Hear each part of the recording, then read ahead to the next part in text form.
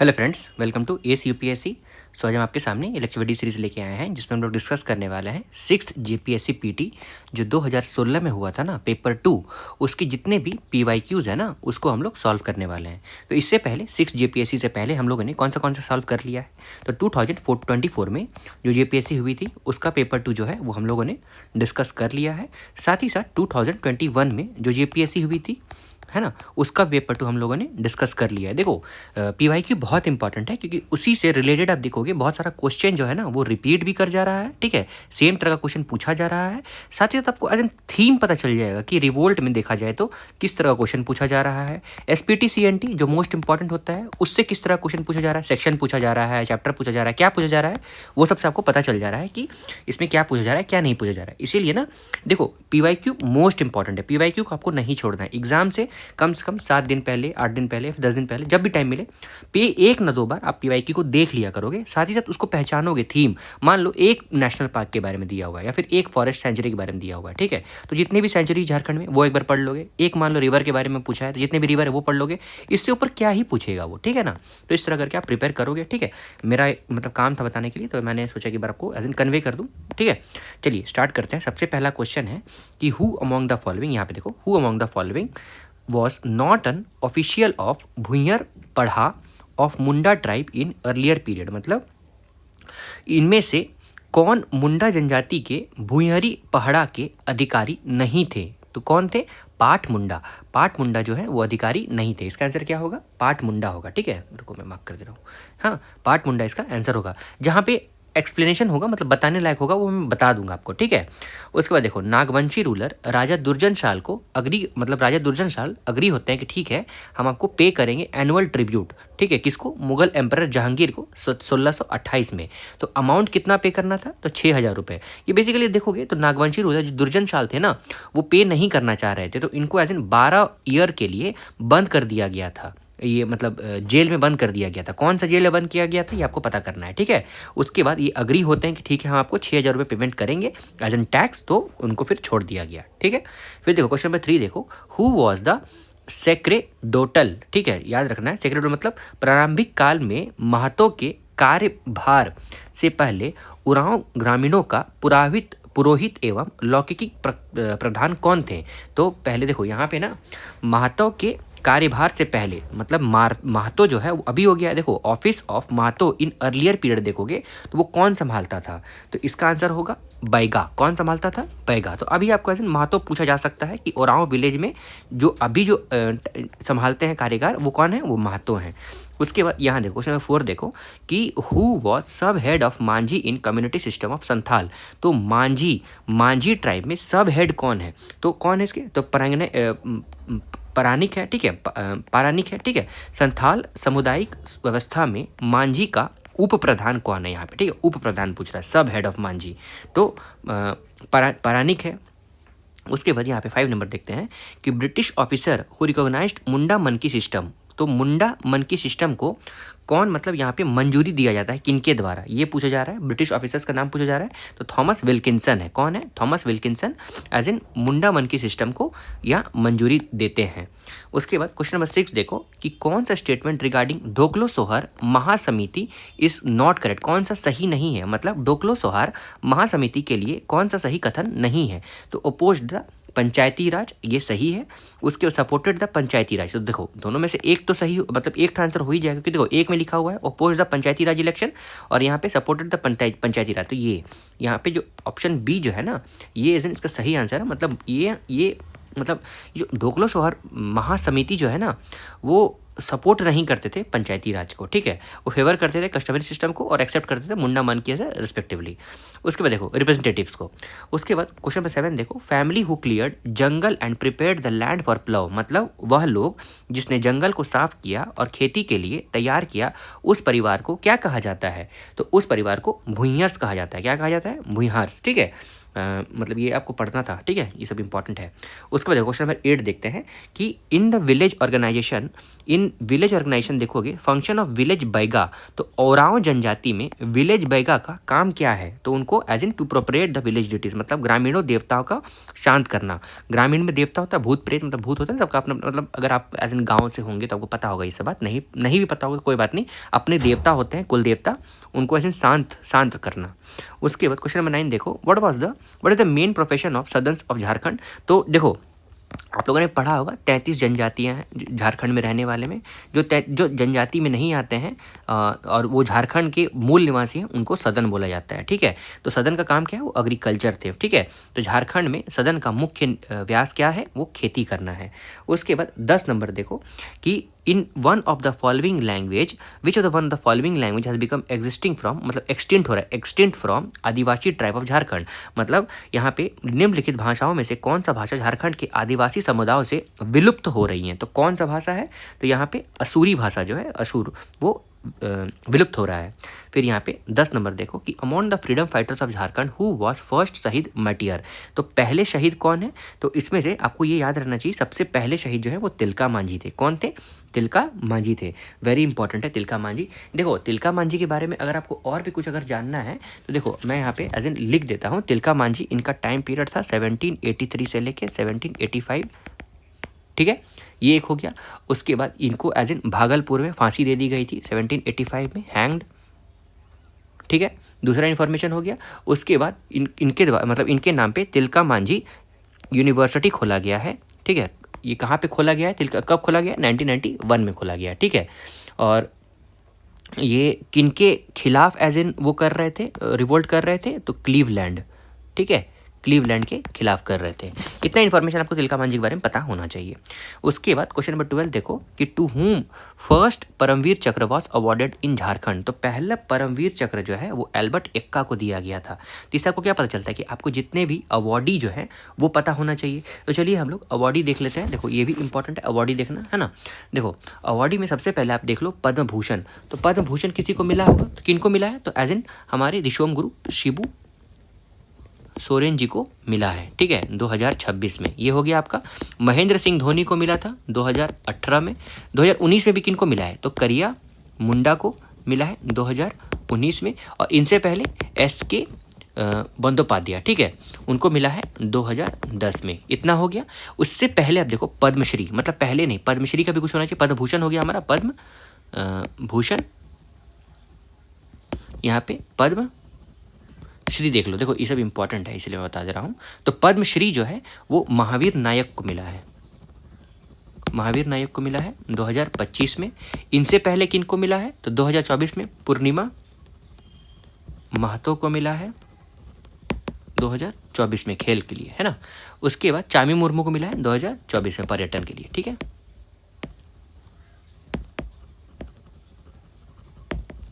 ये इतना को पता होना चाहिए। बाकी ठीक है, बाकी आप देख लोगे द्रोणाचार्य अवार्ड में भी मिला है पूर्णिमा महतो को, है ना। उसके बाद देखो यहाँ पे फ्रीडम फाइटर पोटो सरदार, तो पोटो सरदार कौन थे ये पूछा जा रहा है। तो पोटो सरदार जो एक मुंडा थे, ठीक है। तो स्वतंत्र सेनानी पोटो सरदार कौन था, तो मुंडा थे। उसके बाद who is known as, question number 14 देखो, who is known as Marang घूम के, तो जयपाल सिंह के बारे में आपको पता होना चाहिए। जयपाल सिंह एज इन मरांग घूम के जयपाल स्कीम के नाम पे एक स्कीम भी चल रहा है, ये आपको वो भी पता होना चाहिए, ठीक है। इनके बारे में अच्छे से ध्यान रखोगे। उसके बाद यहाँ पे 50 नंबर देखो, who was the president of छोटा नागपुर संयुक्त संघ इन 1954, तो छोटा नागपुर संयुक्त संघ के प्रेसिडेंट, मतलब यहाँ पे अध्यक्ष पूछा जा रहा है छोटा नागपुर संयुक्त संघ के, तो इसके अध्यक्ष कौन है, तो राम नारायण खालको। कौन, राम नारायण खालको। उसके बाद क्वेश्चन नंबर 16 देखो कि which district of Jharkhand has maximum Adivasi population, तो कौन से डिस्ट्रिक्ट में सबसे ज़्यादा आदिवासी पॉपुलेशन है, तो वेस्ट सिंहभूम में है, ठीक है। वेस्ट सिंहभूम में सबसे ज़्यादा आदिवासी पॉपुलेशन है। 17 नंबर देखते हैं कि द सोहराई फेस्टिवल जो झारखंड में सेलिब्रेट किया जाता है वो as a next day of Diwali to glory, मतलब किनको एज इन वो समर्पित है। तो त्यौहार जो दूसरे दिन दिवाली के झारखंड में मनाया जाता है वो किसके महिमा में मनाई जाती है, ये बोला जा रहा है किसके महिमा में, तो वो कैटल वेल्थ, ठीक है, जानवर धन के लिए मनाई जाती है। फिर यहाँ पे 18 नंबर देखो कि कौन सा डिस्ट्रिक्ट झारखंड में जो डिक्लेयर किया गया है second capital by Babulal Marandi on chief minister of Jharkhand on being chief minister of Jharkhand. तो एज इन यहाँ पे मुख्यमंत्री के पद पे संभालने में बाबूलाल मरांडी ने झारखंड के किस जिले को उप राजधानी, तो उप राजधानी दुमका को हम लोग बोलते हैं, किसको बोलते हैं, दुमका को, है ना। उसके बाद यहाँ पे हिल असेंबली प्लान जो है वो सेटअप किया गया था। क्वेश्चन नंबर 19 देखो, हिल असेंबली प्लान जो है वो सेटअप किया गया था वो डेवलपमेंट ऑफ आदिवासी। तो यहाँ पे पूछा जा रहा है कि हिल असेंबली प्लान जो है वो एज इन उन्नति के लिए किया गया था, तो किसके द्वारा किया गया था, तो हिल असेंबली प्लान जो है वो एज इन क्लीवलैंड के द्वारा स्टार्ट किया गया था, सेटअप किया गया था। क्वेश्चन नंबर 20 देखते हैं कि the commonest form of marriage among Santhal वो क्या है, बुपला है, क्या है, बुपला है। उसके बाद यहाँ पे the first collection of Santhali short stories, तो फर्स्ट कलेक्शन मतलब यहाँ पे 21 नंबर देखो, संथाली का प्रथम छोटी कहानी का संग्रह क्या है, तो छोटी कहानी का संग्रह जो है वो क्या है, कुकमू है, क्या है, कुकमू। उसके बाद यहाँ पे 22 नंबर देखो कि व्हाट इज लांगड़े, तो ये तो आपको पता होगा एक डांस फॉर्म है, लांगड़े क्या है, एक डांस फॉर्म है, ठीक है। उसके बाद कजली, एक कंजली इज अ सॉन्ग जो कब, मतलब कजली गीत जो है वो कब गाया जाता है ये बताया जा रहा है। तो कजली जो है बेसिकली होली नहीं होली में नहीं, सॉरी यहाँ पे रेनी सीजन में गाया जाता है, ठीक है। कजली जो है बेसिकली वर्षा ऋतु के टाइम पीरियड गाया जाता है। 24 देखो कि टंगीनाथ जो है वो सेंटर किस चीज़ का है, यहाँ पे टंगीनाथ केंद्र था, तो टंगीनाथ केंद्र किसका था ये पूछा जा रहा है। तो यहाँ पे पशुपथास मतलब पशुपता संप्रदाय का टंगीनाथ केंद्र था। क्वेश्चन नंबर 25 देखो, सोशल इंस्टीट्यूशंस कॉल्ड डुमकुड़िया वो बिलोंग टू विच ट्राइब, तो डुमकुड़िया जो है वो एज इन ओरांव ट्राइब को बिलोंग करता है। देखो अगर कुछ रहेगा समझाने लगे तो मैं समझा दूंगा, ठीक है, इसमें कुछ है नहीं ना, तो इसीलिए मैंने कुछ नहीं, जैसे देखो होली के टाइम पीरियड में कौन से गीत को गाया जाता है, तो ये सब अगर आपको बता मतलब मुझसे जानना है तो वो मैं ज़रूर बता दूंगा, ठीक है। लेकिन देखो जितना मैं बता रहा हूँ उतना आप ध्यान रखो, बाकी मतलब खुद से कुछ कुछ ट्राई करो। जैसे औंधी हो गया, ये मैरिज के टाइम पीरियड में गाया जाता है, ठीक है। पावस हो गया, ठीक है, PAWAS, पावस जो हो गया, पावस जो है ये बेसिकली रेनी सीजन में एज इन गाया जाता है, ठीक है। उसके बाद लांगड़े खुशी के फिर दोंगड़े होता है, एक दोंगड़े, ठीक है। दोंगड़े जो होता है वो एज इन सामूहिक शिकार में, ठीक है, सामूहिक शिकार में एज इन गाया जाता है। उसके बाद पमडिया, पमडिया जो है ये एज इन बर्थ में एज इन गाया जाता है, ठीक है। कुछ कुछ एज इन आपको पता होना चाहिए, मैंने बता दिया है ना। उसके बाद आगे देखते हैं कि द ऑथर ऑफ गायब होता हुआ देश, तो गायब होता हुआ देश एज इन रणेंद्र के द्वारा लिखा गया है। गायब होता हुआ देश उपन्यास के लेखक रणेंद्र हैं। फिर 27 नंबर देखो, ऑथर ऑफ ड्रामा कूच कड़वा, मतलब देखो कोचे कड़वा नाटक के रचनाकार कौन है, तो देखो यहाँ पे इसके रचनाकार सोलेमन मुर्मू है। कौन है, सोलेमन मुर्मू है। ऑथर ऑफ खेरवाल भांचो दोरोम पुती, मतलब खेरवाल बांचो धोरोम पुथी के रचयिता यहाँ पे पूछा जा रहा है, तो एज इन इसके रचयिता मांझी रामदास टुड्डू हैं। ये जब रट लोगे, ठीक है, इसमें देखो बहुत कम आशा है कि रिपीट करेगा, लेकिन इनकेस अगर रिपीट कर गया तो छूटना नहीं चाहिए, ये आपको याद रखना है। कोचे कड़बा का सोलोमन मुर्मू है, और यहाँ पे गायब होता हुआ देश का रणेंद्र है, और यहाँ पे ऊपर में यहाँ पे गायब होता हुआ देश का रणेंद्र है। उसके बाद आगे यहाँ पे एज इन ऑथर ऑफ खेवल भांशोधुरम, ये इसके एज इन टुडू हैं। कौन है, मांझी रामदास टुडू हैं। ऑथर ऑफ अधिधर्म मतलब आदि धर्म यहाँ पे बोल रहा है, उसके पुस्तक के रचनात्मक कौन है, तो उसके रामदयाल मुंडा है। कौन है, रामदयाल मुंडा जो है वो उसके रचनात्मक हैं आदि धर्म के, ठीक है। उसके बाद यहाँ पे 30 नंबर देखो कि literature whose birth century was, literature whose birth century was 2016, मतलब किस साहित्यकार की जन्म शती 2016 में है, ये पूछा जा रहा है। तो ये जो है बेसिकली राधा कृष्णन के द्वारा, मतलब राधा कृष्णन के लिए बोला गया है। ये तो आपको एकदम बिल्कुल 100% पता होगा। Institute of technology ISM Dhanbad जो है ये बेसिकली स्टैब्लिश कब किया गया था, तो एज इन 1926 को किया गया था। 2016 में इसको IIT का दर्जा दिया गया था। ये माइनिंग के लिए फेमस है ना। उसके बाद यहाँ पे रांची यूनिवर्सिटी जो है वो फॉर्म किया गया था। बाइफर्केशन ऑफ मतलब रांची यूनिवर्सिटी जो है वो एज इन किसको अलग करके, स्थापना किस विश्वविद्यालय से अलग करके हुई थी, ये पूछा जा रहा है। तो ये बिहार यूनिवर्सिटी से अलग होकर रांची यूनिवर्सिटी बना था। XLRI जमशेदपुर जो है ये बेसिकली स्टैब्लिश किया गया था किनके द्वारा, तो XLRI जो है वो सोसाइटी ऑफ जीसस के द्वारा सेटअप किया गया था। सोसाइटी ऑफ जीसस याद रखना, रतन टाटा या फिर टाटा सन्स नहीं लिख देना है। क्वेश्चन 34 देखो, who was the first women hockey player from Jharkhand to play Olympics. तो पहले तो वो कौन है? नहीं, यहाँ पे सुमराई टेट्टे नहीं है, सॉरी, यहाँ पे निक्की प्रधान है, सॉरी, है ना। और सलीमा टेट्टे जो है वो अभी रिसेंट की है, आपको निक्की प्रधान याद रखना है, ठीक है। निक्की प्रधान के बारे में कुछ कुछ पता भी होना चाहिए, ठीक है। ये पहली as in women hockey from Jharkhand to play Olympics थी, ठीक है। दूसरी बार ये सलीमा टेट्टे है ना, वो आपको याद रखना है। फिर क्वेश्चन नंबर 35 देखो यहाँ पे कि which sport person was awarded Padma Shri in 2016। 2016 में किनको पद्मश्री मिला है? तो दीपिका कुमारी को मिला है, ठीक है। पद्म विभूषण मैंने बता दिया आपको, एज इन MS धोनी को मिला है 2018 में, है ना, वो आपको पता होना चाहिए। फिर क्वेश्चन नंबर 36 देखो कि छाव जो मास्कट है 34th नेशनल गेम्स का, वो 2011 में हुआ था, वो एज इन वो क्या है? तो वो एक बेबी डियर है, ठीक है। इस बार जो 38th नेशनल गेम्स हुआ है जो उत्तराखंड में हुआ था, झारखंड का रैंक कितना था इसमें? 17 था ना। और कितने मेडल थे? तो 7 गोल्ड था, 6 सिल्वर थे और 14 ब्रॉन्ज था, है ना। और इसका एज इन 38 नेशनल गेम का मैं बता रहा हूँ। उसके मैस्कॉट कौन थे? माउरी थे कुछ, है ना, मतलब बर्ड था एक, ठीक है, बर्ड, ठीक है, BIRD, बर्ड था, ठीक है। ये अब ध्यान रखोगे, ये इंपॉर्टेंट है। उसके बाद देखो यहाँ पे 37 नंबर कि first Jharkhand women to scale Mount Everest. First Jharkhand women जिन्होंने फतह किया, मतलब पहले जिन्होंने, मतलब सबसे पहली महिला जिन्होंने माउंट एवरेस्ट का विजय प्राप्त किया। तो इसका आंसर क्या होगा? ये एज इन प्रेमलता अग्रवाल है। कौन है? प्रेमलता अग्रवाल। उसके बाद 38 नंबर देखो, मोहन कुमार मंगलम स्टेडियम कहाँ पे है? तो मोहन कुमार मंगलम स्टेडियम जो है वो बोकारो में है। धनबाद में स्टेडियम है क्या? तो यहाँ पे रेलवे स्टेडियम है। जमशेदपुर वाला का क्या नाम है? और सिमडेगा में तो शायद नहीं है, है ना। तो आपको ये याद रखना है, मोहन मंगलम स्टेडियम जो है, कुमार मंगलम स्टेडियम जो है वो बोकारो में है। फिर क्वेश्चन नंबर 39 देखो, हाँ 39 देखो कि restrictions on transfer of schedule tribe backward class schedule land is provided under sections of छोटा नागपुर CNT एक्ट के बारे में पूछा जा रहा है। तो इसका आंसर क्या होगा? इसका आंसर होगा सेक्शन 46।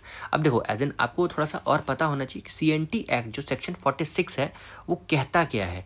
देखो CNT एक्ट जो सेक्शन 46 है ना, वो as an transfer of rights by raiyat, ठीक है। देखो मैं थोड़ा सा लिख देता हूँ, ये इंपॉर्टेंट है। देखो जो इंपॉर्टेंट होगा जरूर मैं बताऊँगा। देखो यहाँ पे देखो CNT एक्ट, तो CNT एक्ट कब आया था? तो 11 नवंबर को आया था, 1908 को आया था, ये हो गया। उसके बाद चैप्टर 7 जो है रिपील कर दिया गया। चैप्टर 8 जो है वो एज इन लीज और ट्रांसफर ऑफ लैंड बाई रैयत के बारे में बोलता है, ठीक है। जिसमें टोटल सेक्शंस कौन सा आ जाएगा? 46 आ जाएगा, 47 आ जाएगा, 48 आ जाएगा, 48A आ जाएगा, है ना, ये सब, और 49 भी आ जाएगा। जिसमें से 46 क्या कहता है? तो ये ट्रांसफर ऑफ लैंड बाय रैयत 46 कहता है। 47 क्या कहता है? ट्रांसफर ऑफ राइट्स बाय भूइंहरी बोला जाता है। 48 क्या बोलता है? तो 48 भूइंहरी बोलता है, 7 नहीं बोलता है, ठीक है। उसके बाद यहाँ पे 48 हो गया ना आपका, हाँ, ठीक है। 48 और भी यहाँ बोलता है कि आप जो कोर्ट जो है ना, वो ऐसा कोई नियम नहीं बना सकता है, ठीक है, कि आप जो है अपना लैंड किसी को दे दो। मतलब कोर्ट का भी जो नियम जो है वो भी ज़रूरी नहीं है कि फॉलो करना ही होगा, अगर इस तरह का सिचुएशन कुछ उभरता है कि आपको लैंड ट्रांसफ़र करना है कि नहीं करना है। और उसके बाद 49 भले ये कहता है कि अगर इन केस गवर्नमेंट को लैंड आपका चाहिए तो वो ले सकता है, ठीक है। लेकिन 46 और 47 जो है वो वायलेट नहीं होना चाहिए, ठीक है। और सेम 49 जो है वो SPT का एज इन 53 है, ठीक है। SPT में जो 53 है वो CNT में 49 है ना। इस तरह करके रिलेट करके पढ़ लोगे आप एक बार, ठीक है। मतलब आपको लीज ऑफ लैंड जो है बेसिकली 46, 47, 48, 49 ये सब बताता है। उसके बाद आगे देखो तो इसका आंसर 46 होगा, है ना। उसके बाद the time bar for ejectment under section 46 देखोगे, year that is after expiry of same period the transfer will be perfect his title over transfer led by adivasi position. देखो यहाँ पे कहना है कि धारा 46 के तहत बेदखली के समय कितने वर्ष हैं, ठीक है। मतलब कितने वर्ष यहाँ पे पूछा जा रहा है बेदखली के समय। तो देखो इसका आंसर जो होगा ना वो हो जाएगा आपका 12 ईयर। देखो 12 ईयर जो है आपको एकदम रट के रखना है, ठीक है। तो कांट सेल मतलब नहीं, सेल वाला तो ठीक है। देखो 12 वर्ष है जिसके तहत इस अवधि के समाप्ति के बाद प्रतिकूल कब्जे में रही भूमि का हस्तांतरण परिपूर्ण होगा। मतलब वो पूरा उसका लैंड जो है वो उसको ट्रांसफर हो जाएगा। तो 12 वर्ष तक, है ना। कब तक? 12 वर्ष तक।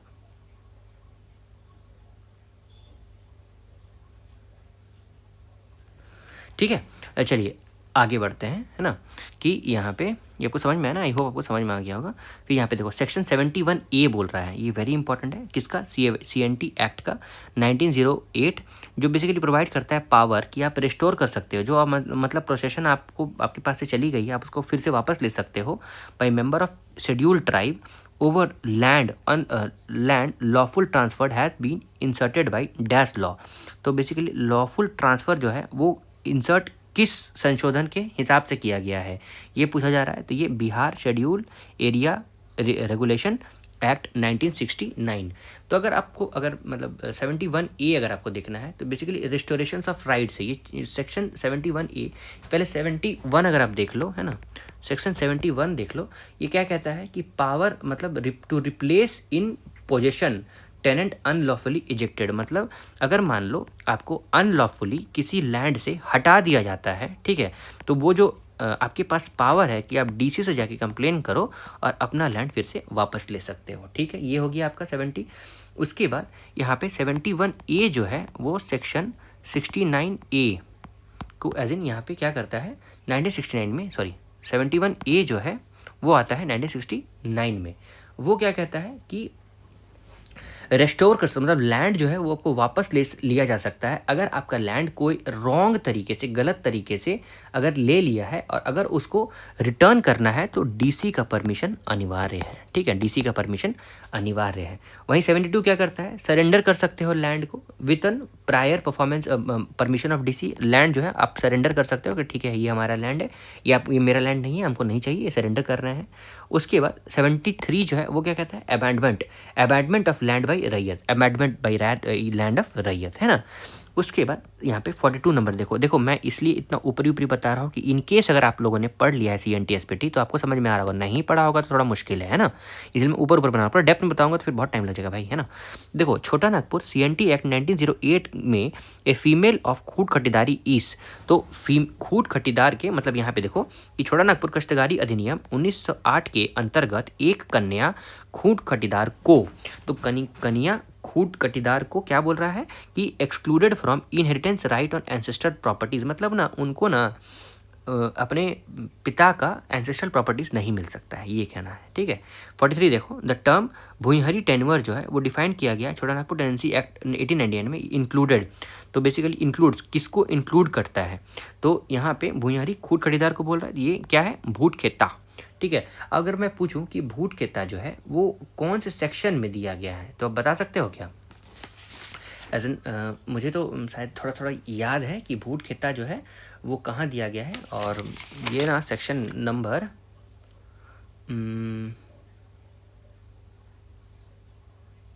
नहीं भूगत बंदर दिया है 46 में ना, भूट खेता कहाँ दिया है, अगर आपको याद है तो आप कमेंट सेक्शन में बता दो, ठीक है, क्योंकि मुझे ध्यान नहीं आ रहा है ना। ठीक है आगे चलते हैं कि अंदर SPT एक्ट आप बोल रहे हैं यहाँ पे, SPT एक्ट 1949 खास विलेज मीन्स, मतलब खास विलेज का मतलब इन विच देयर इज़ अ, मतलब खास विलेज का मतलब क्या है ये पूछ रहा है। तो ये बेसिकली ये नो मूल रैयत और नो हेडमैन। तो संथाल परांगना कष्टकारी अधिनियम 1949 के तहत खास गांव के तात्पर्य एक ऐसा गांव से है जहां पे कोई मूल रैयत ना हो और कोई मुखिया ना हो। फिर यहाँ पे क्वेश्चन नंबर 45 देखो कि Santhal Pargana tenancy act SPT act 1949 के तहत देखोगे एक विलेज हेडमैन्स का ऑफिस जो है वो, जो विलेज हेडमैन्स का ऑफिस जो है वो नॉन ट्रांसफरेबल है। तो संथाल परांगना कष्टकारी अधिनियम 1949 के तहत गांव के मुखिया का पद जो है वो अहस्तांतरणीय है।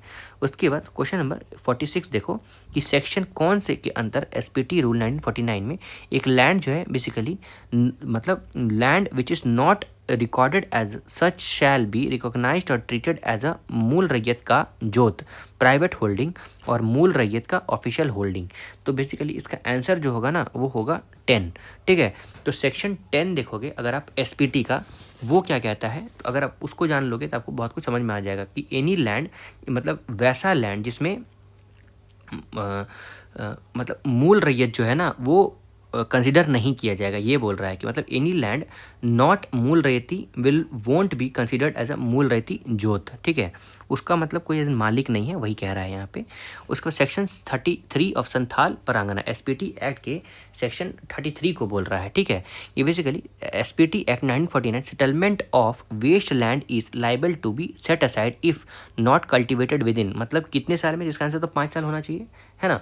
तो इसका आंसर जो है वो 5 ईयर्स होना चाहिए, आपको पता होना चाहिए। सेक्शन 33 में एज इन एसपीटी एक्ट के सेक्शन 33 में क्या क्या दिया हुआ है, तो इसमें दिया हुआ है कि वो वेस्टलैंड जो है ना, वो अगर कल्टीवेट नहीं किया जाता है 5 साल के भीतर, तो वो जो है वो वेस्टलैंड मतलब हटा दिया जाएगा, ठीक है। उसके बाद 34 जो है वो क्या कहता है कि लैंड जहाँ पे जाहिर थान, कब्रिस्तान और एक्सेट्रा है, वो एज इन वो एग्रीमेंट नहीं किया जा सकता है, 34 वो कहता है, ठीक है, उसका रजिस्ट्री नहीं की जा सकती है। उसके बाद सेक्शन 22 बोल रहा है of the Santhal, section 22 of SPT act बोल रहा है कि 1949 raiyat may make over his holding temporarily on the trust of cultivations to raiyat after notifying to SDO and headman of mool raiyat in which of the following circumstances. तो कौन से following circumstances में, तो जिसमें से his temporary absence from the village, loss of plough cattle या फिर रैयत बिंग विड्रॉ। मतलब यहाँ कहना चाहता है ना कि यहाँ पे अगर मैं सबसे पहले सेक्शन 22 बता दूँ कि एक रैयत जो है ना वो टेम्प्ररी उसको रोक सकता है, ठीक है। क्यों रोक सकता है, कितने साल तक, 10 साल तक अभी फ़िलहाल रोक सकता है, अगर उसके पास मतलब वहाँ पे विलेज में अगर वो नहीं है, उसके पास कोई प्लॉ कैटल नहीं है, या फिर एक रैयत मतलब रैयत बिंग वीडो और माइनर है, तो मैक्सिमम 10 ईयर उनको दिया जाएगा रैयत may make over his holding temporarily on trust for cultivation, ठीक है। देखो संथाल परागना काश्तकारी अधिनियम 1949 की धारा 22 के तहत, एसपीटी एक्ट 22 के तहत एक रैयत किसी परिस्थिति में अपने जोत भूमि को एसडीओ या और मुखिया जी या मूल को सूचना देकर अस्थायी रूप से कृषि हेतु न्यास में रख रहा है, तो होल्ड में रख रहा है, तो वो है बेसिकली 10 ईयर तक रख सकता है, ये सब अगर उसके पास प्रॉब्लम हुआ है तो। फिर under law acquisition rehabilitation and resettlement act 2013 stipulates mandatory consent of how much people in public private partnership projects. तो कितना मैंडेटरी होना चाहिए, तो बेसिकली 70%। उसके बाद क्वेश्चन नंबर 50 देखो कि land owner under land acquisition rehabilitation and resettlement act 2013 का मतलब क्या होता है, तो इसका मतलब होता है कि person whose name is recorded in as owner of the land, मतलब वो मालिक है ज़मीन का। उसके बाद person who is granted forest right under the forest right act 2006, मतलब फॉरेस्ट राइट एक्ट के तहत उनको एज इन राइट्स मिला है फॉरेस्ट में, है ना, रहने का और उसके रिसोर्सेज को यूज़ करने का। उसके बाद person who is entitled to be granted a patta right, पट्टा मतलब समझ रहे हो ना, एग्रीमेंट, है ना, एग्रीमेंट राइट उसको मिला हुआ है। तो भूस्वामी का स्वामी भूमि अधिग्रहण पुनर्वास एवं पुनर्स्थान अधिनियम 2013 के तहत किसको माना जाता है, तो ये तीनों को माना जाता है। उसके बाद क्वेश्चन 51 देखो, विच of the following pairs of water wall river is not properly matched, तो हुंड्रू ये तो सही हो गया, जोन्हा ये भी सही हो गया। फिर दशोंग ये किसके ऊपर है, लोड ये बराकर के ऊपर थोड़ी है, ये एज इन लोड वाटरफॉल, ये इसका आंसर हो जाएगा 51 का, है ना। 51 का लोड जो है ना, लोड वाटरफॉल ये किस नदी पे है, ये अगर आप बता पाओ तो कमेंट सेक्शन में ज़रूर बता सकते हो, ठीक है। हाँ ये भी सही है, कांची नदी पे रांची में है दसांग। लोड जो है ना ये है आपके ठीक है, आप एक बार बता दो, ये लातेहार में है ना लोड वाटर जलप्रपात, कहाँ पे है। हुंड्रू तो एज इन रांची में है। जोना जो है ये भी राड़ू नदी पे रांची में है, ठीक है। दशोंग ये भी, ये दसम वाटरफॉल जो है ये भी एज इन रांची में है, कांची नदी पे है, ठीक है। ये लोड जो है ये लातेहार में है, ठीक है, एक बार देख लोगे। उसके बाद देखो तिलैया डैम जो है वो कंस्ट्रक्ट किया गया है ऑन विच रिवर, तो तिलैया डैम जो है वो बराकर नदी पे बनाया गया है, ठीक है। तिलैया जो है वो बराकर नदी पे बनाया गया है, और तिलैया कब बनाया गया है, तो 1953 में बनाया गया है तिलैया डैम, ठीक है, ये जो है 1953 में बनाया गया है। फिर what is the height of Parasnath, तो 1365 मीटर है, ठीक है।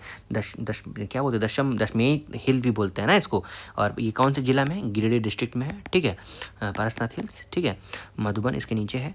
उसके बाद देखो 53 विच मिनरल्स इज माइंड इन तुरामडी, तो तुरामडी में क्या मिलता है, यूरेनियम मिलता है, ये सब आपको एकदम बिल्कुल पता होना चाहिए। और क्या क्या मिलता है, यूरेनियम के अलावा क्या क्या मिलता है वो सभी पता होना चाहिए, ठीक है।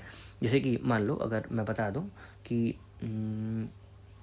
बॉक्साइट मतलब क्रोमाइट जो है वो भी सिंहभूम में मिलता है, और काइनाइट वो भी सिंहभूम में मिलता है। ठीक है, जो काइनाइट है ना वो लिप्सा बुरूम मिलता है। कहाँ मिलता है? लिप्सा बुरूम मिलता है। ठीक है, क्रोमियम भी मिलता है, ये आप याद रख लोगे। ठीक है, क्रोमियम भी मिलता है, और ठीक है बाकी आप देख लोगे। बेंटोनाइट जो है वो डिपॉजिट है झारखंड में, तो कहाँ पे मिलता है? तो बेंटोनाइट ये आपको ऐसे साहेबगंज वाले रीजन में मिलता है। बेंटोनाइट कहाँ मिलता है? साहेबगंज वाले रीजन में बेंटोनाइट मिलता है। ठीक है, उसके बाद 56 देखो, Chiria. Chiria located in West Singhbhum is famous for, तो चिड़िया वो है क्या? एक आयरन और माइन है। ठीक है, चिड़िया जो है वो एक आयरन और माइन है। तो पश्चिम सिंहभूम में अवस्थित चिड़िया प्रसिद्ध क्या है? तो लोह आया खन है।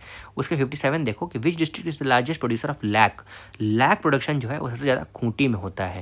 उसके बाद यहाँ पे per capita forest tree cover देखोगे झारखंड का, तो per capita forest tree cover जो है वो 0.08 हेक्टर है।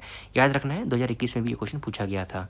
उसके बाद शहीद निर्मल महतो पार्क जो है वो इंक्लूड किया गया इन झार पार्क प्रोग्राम में। शहीद निर्मल महतो को इंक्लूड किया गया है झारखंड में।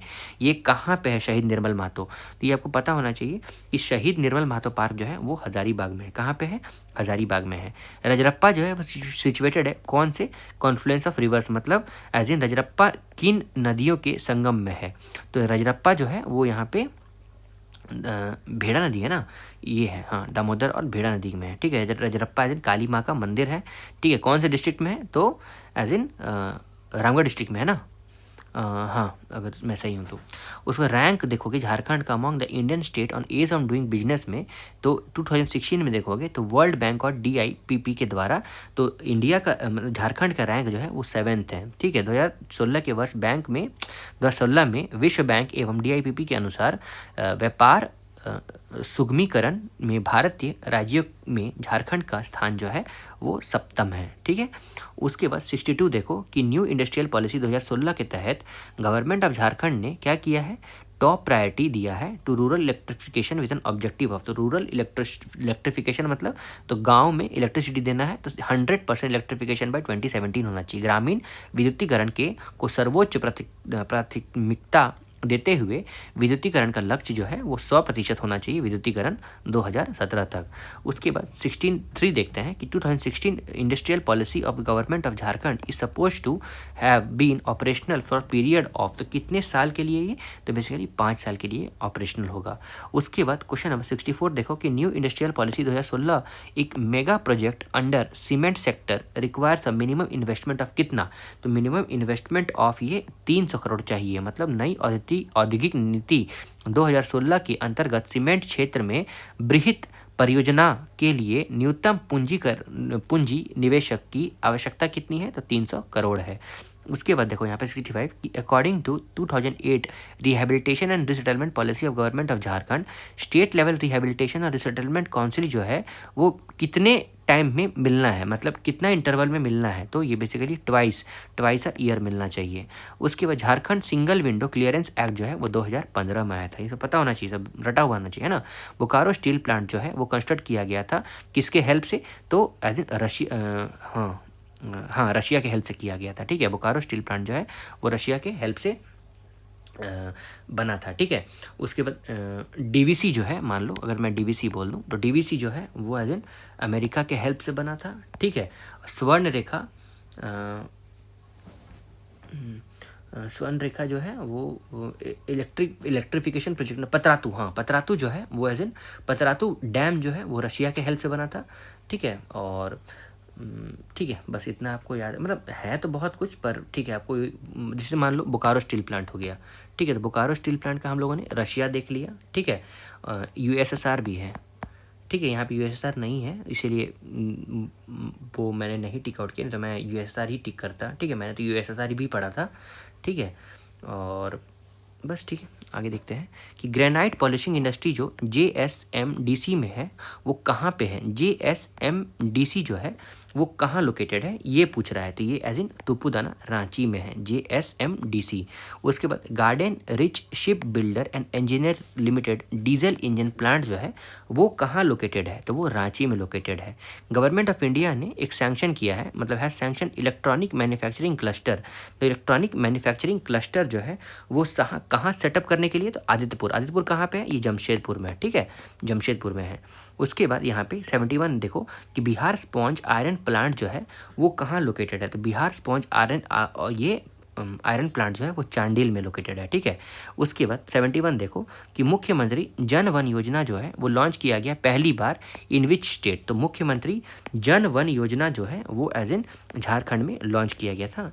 उसके बाद यहाँ पे number of house in Jharkhand for widows to be constructed during the financial year 2016-17 under Bhimrao Ambedkar Awas Yojana for widows, मतलब भीमराव अम्बेडकर आवास योजना के तहत वर्ष 2016-17 में कुल निर्मित किए जाने वाले आवासीय की संख्या जो विधवाओं को के लिए लागू है तो वो कितनी है, वो पूछा जा रहा है। कितना बनाया जाएगा, तो वो ऐसे 11,000 आवास बनाया जाएगा। उसके बाद क्वेश्चन नंबर 74 देखो कि योजना बनाओ एक कैंपेन है जो बेसिकली लॉन्च किया गया गवर्नमेंट ऑफ झारखंड के द्वारा, तो कौन से ईयर में, तो 2016 में। उसके बाद झारखंड गवर्नमेंट ने लॉन्च किया है सरस्वती योजना, ये बेनिफिट करेगा कंस्ट्रक्शन वर्कर को, तो ये किस ईयर में लॉन्च किया गया है, ये 2014 में लॉन्च किया गया है। उसके बाद मुख्यमंत्री लाडली लक्ष्मी योजना जो है वो लॉन्च किया गया इन विच ईयर ऑफ झारखंड, तो मुख्यमंत्री लाडली योजना वो 2014 में। अभी इसका नाम क्या हो गया, मैया सम्मान योजना है, 2500 रुपये दिया जाता है।